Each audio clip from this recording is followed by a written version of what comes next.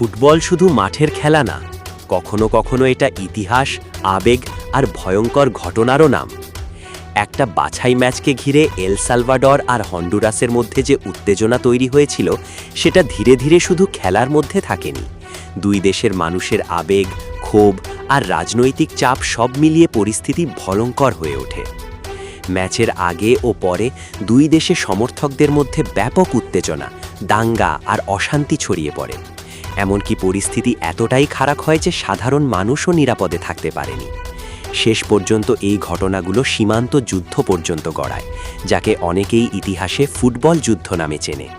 মাত্র অল্প সময়ের এই সংঘর্ষে প্রাণহানি হয়, ঘরবাড়ি হারায় হাজার হাজার মানুষ, আর পুরো অঞ্চলটা এক ভয়ঙ্কর মানবিক সংকটে পড়ে যায়।